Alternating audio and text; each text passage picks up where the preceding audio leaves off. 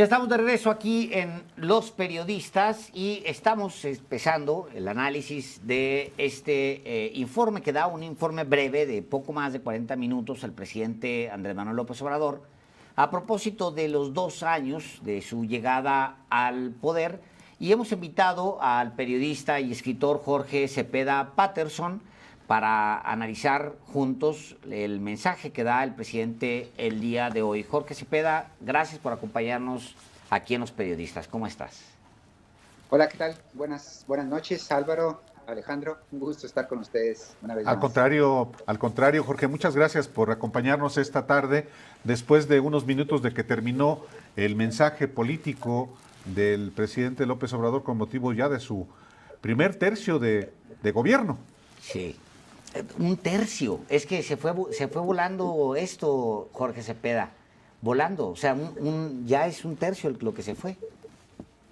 Bueno, son 2 años que para unos se ha ido en un suspiro y para otros ha sido 2 años, como dicen, debajo del agua, aguantando la respiración, ¿no?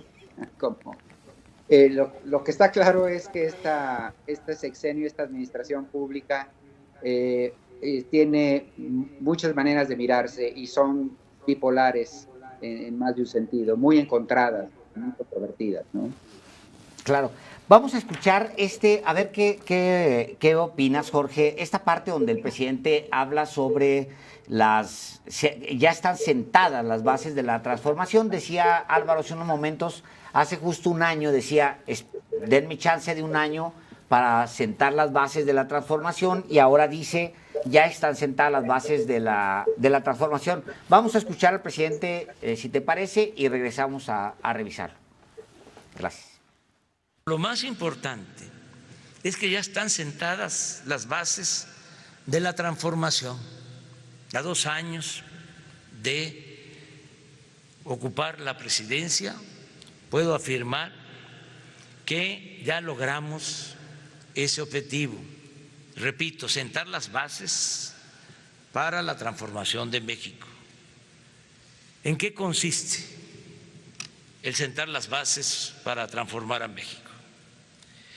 Consiste en que ahora se respeta la Constitución, hay legalidad y democracia, se garantizan las libertades y el derecho a disentir, hay transparencia plena y derecho a la información, no se censura a nadie, no se violan los derechos humanos, no se reprime al pueblo, no se organizan fraudes electorales desde el Poder Federal.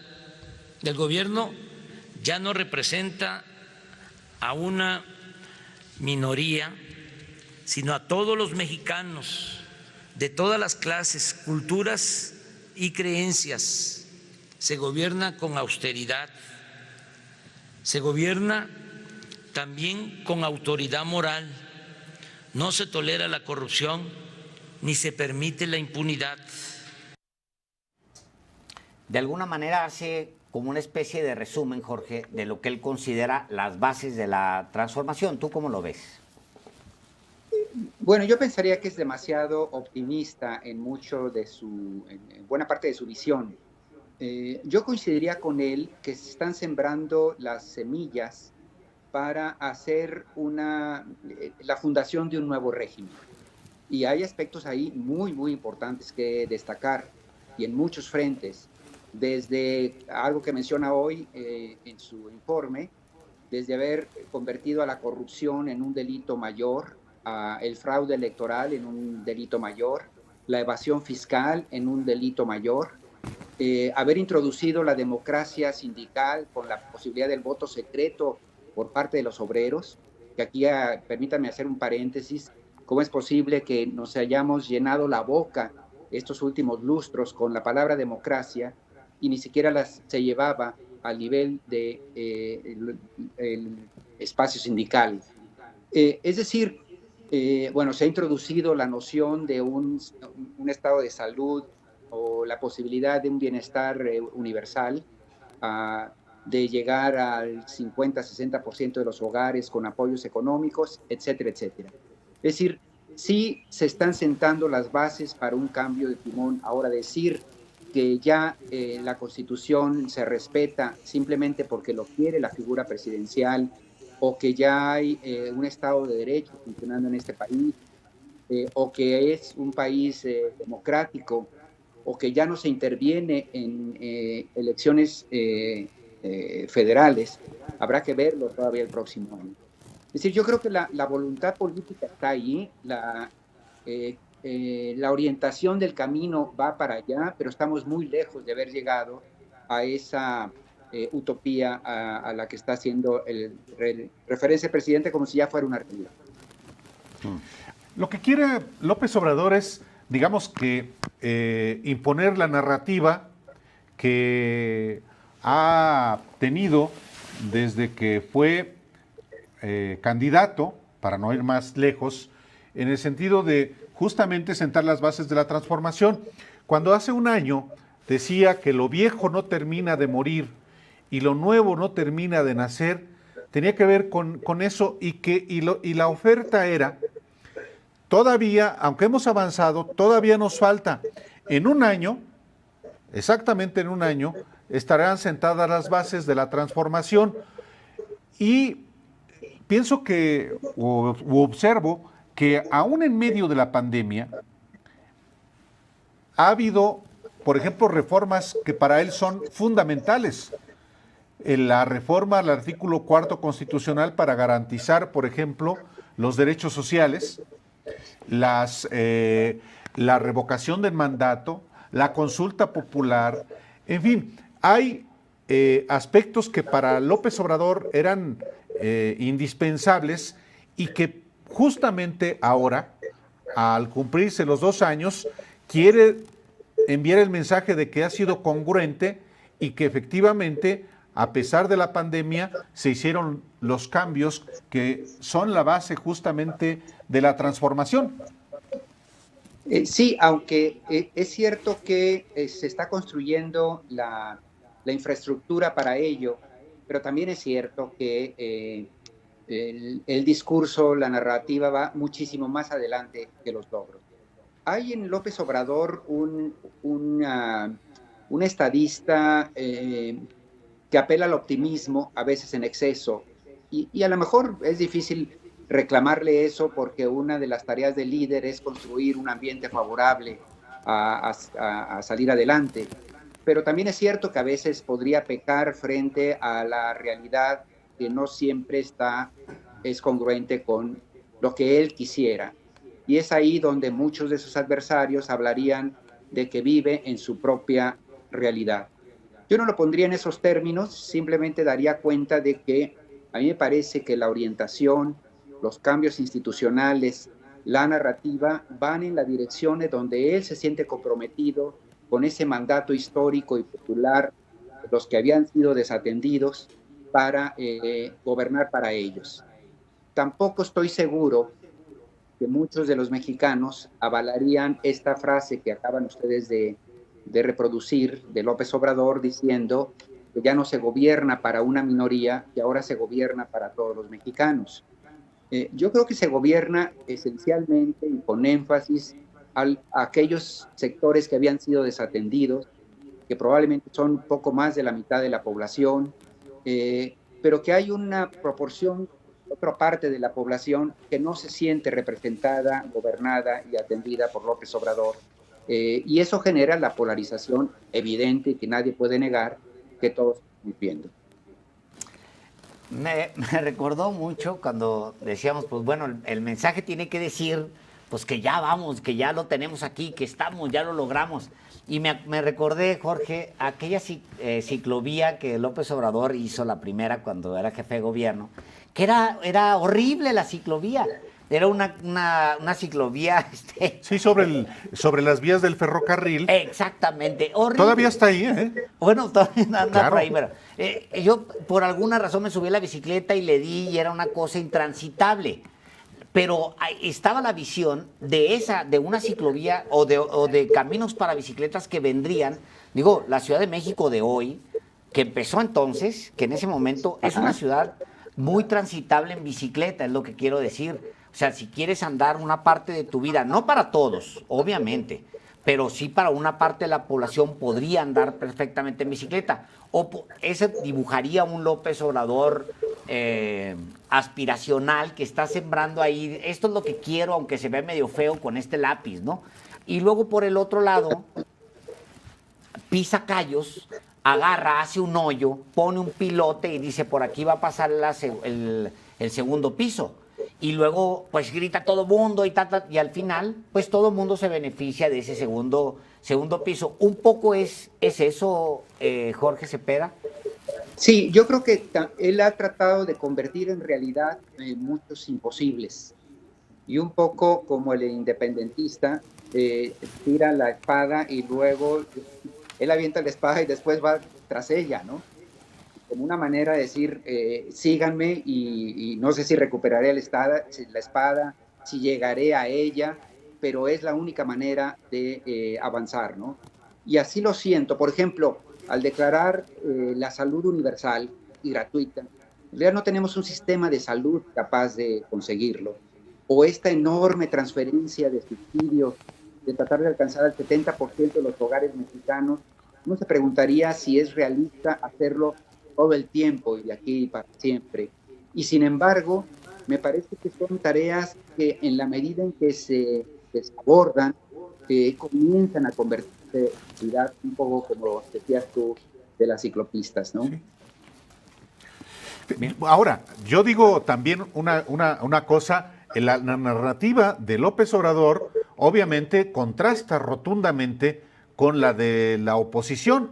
Hoy mismo, la dirigencia nacional del PAN afirma que México le quedó grande a López Obrador y a Morena, y por eso es que el PAN dice que ha sido un fracaso, que está peor López Obrador que Enrique Peña Nieto, peor en economía, peor en seguridad, peor en desarrollo, peor en combate a la corrupción.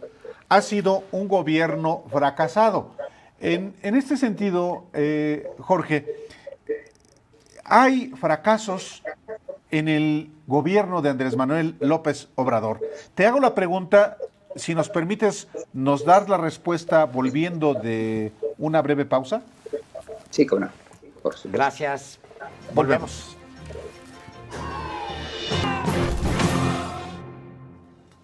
Volvemos a los periodistas. Está analizando el colega Jorge Cepeda Patterson el mensaje con motivo de los 2 años de gobierno de Andrés Manuel López Obrador.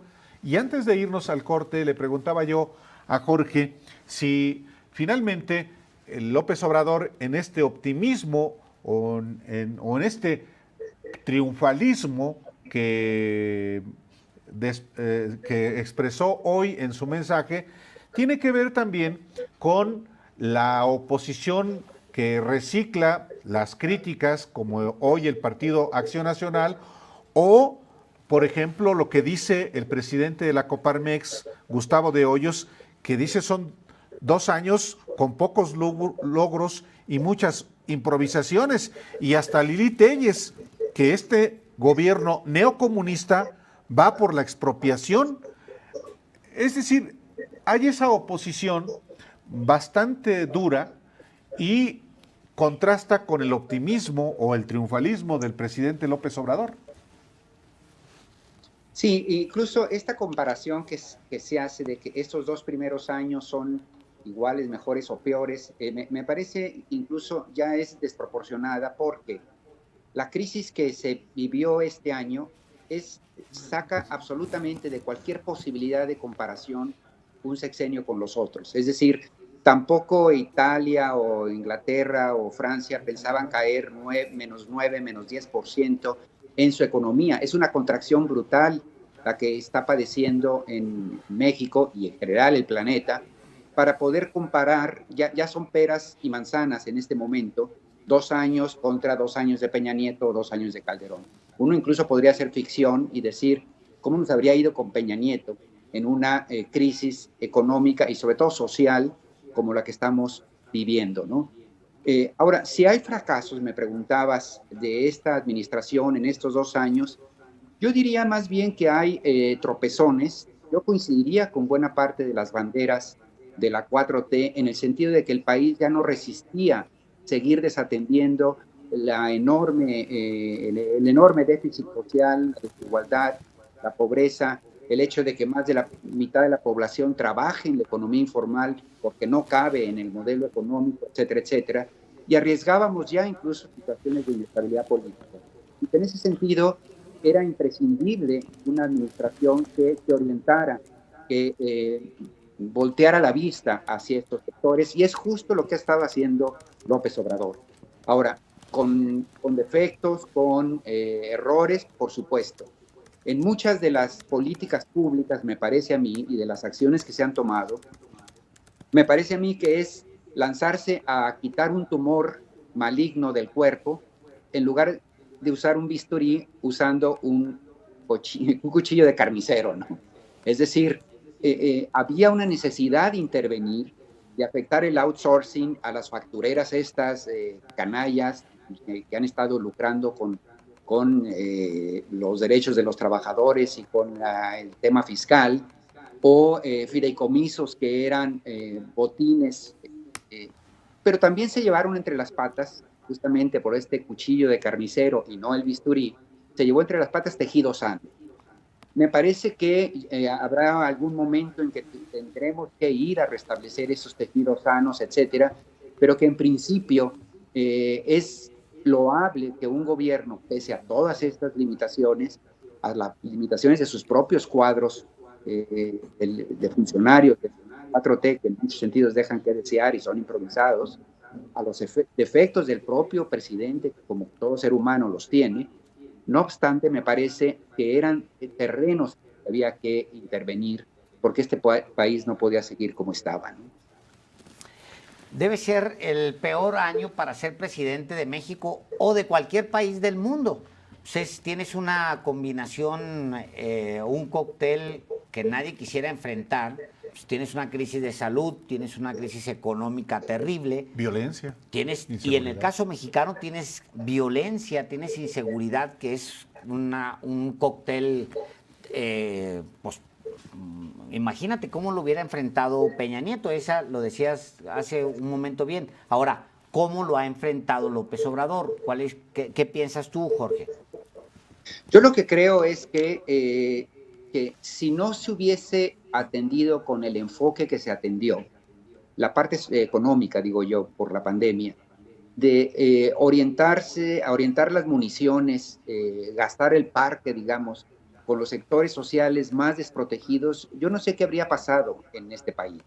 Es decir, cuando hablamos de que el 56% de la gente trabaja en la economía informal, esto significa que es gente que vive literalmente al día, que tiene que salir a trabajar para llevarse algo a la mesa de la casa. ¿Qué habría pasado si no hay este volcamiento de la administración pública hacia estos sectores sociales, pero no solo en términos económicos, sino también en términos narrativos?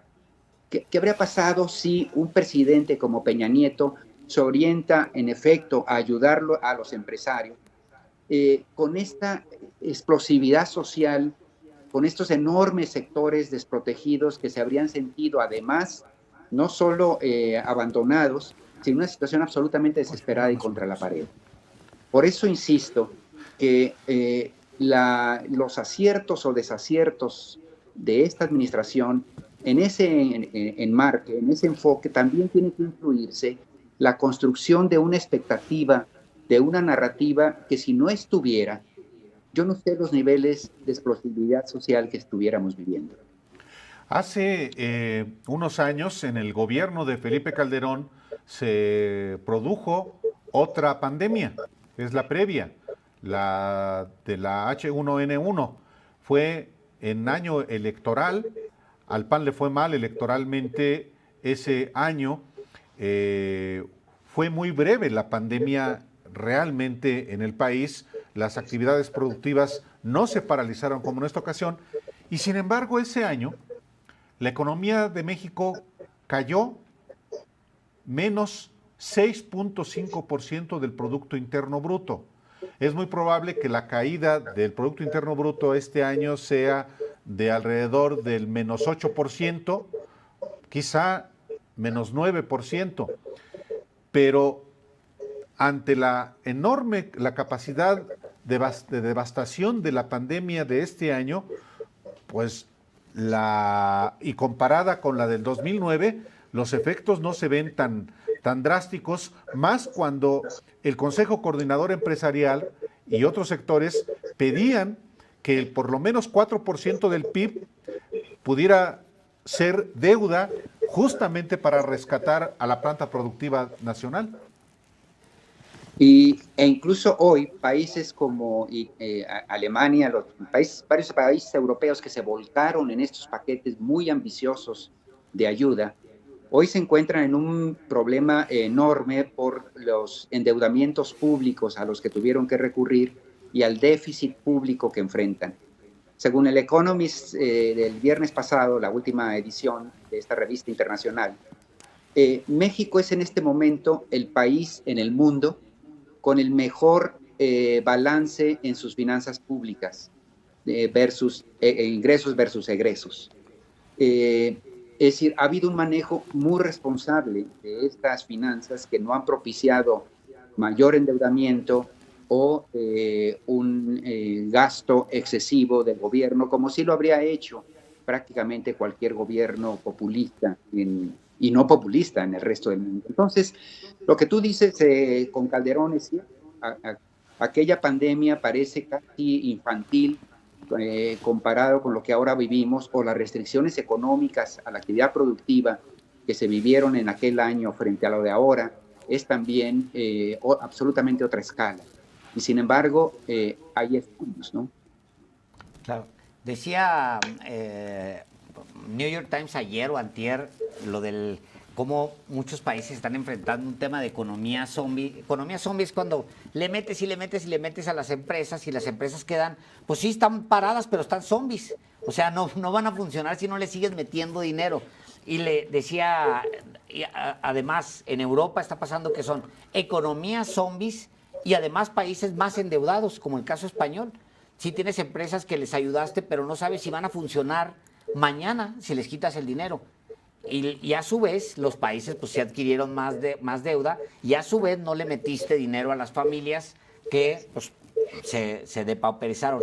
Jorge Cepeda Patterson, un privilegio siempre tenerte aquí en Los Periodistas. Muchísimas gracias. El privilegio es mío, colegas. Muchas gracias por la invitación. Un gran abrazo, Jorge. Muchas gracias. Gracias. Hasta luego. Le agradecemos a que nos escucha en radio, que nos haya acompañado esta tarde aquí. Vamos a seguir comentando, platicando sobre el informe del presidente. Bueno, cuando regresemos vamos a dar el resto de la portada. Porque ¿no? tiene que ver también con las voces opositoras que sobre los 2 años del gobierno de López Obrador, que hay voces que dicen esto es un desastre.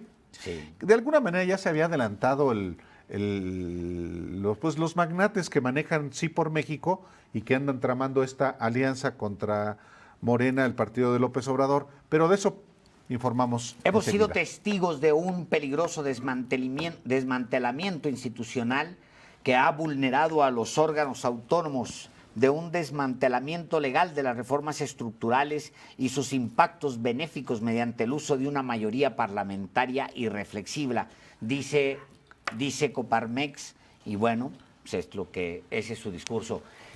Gracias.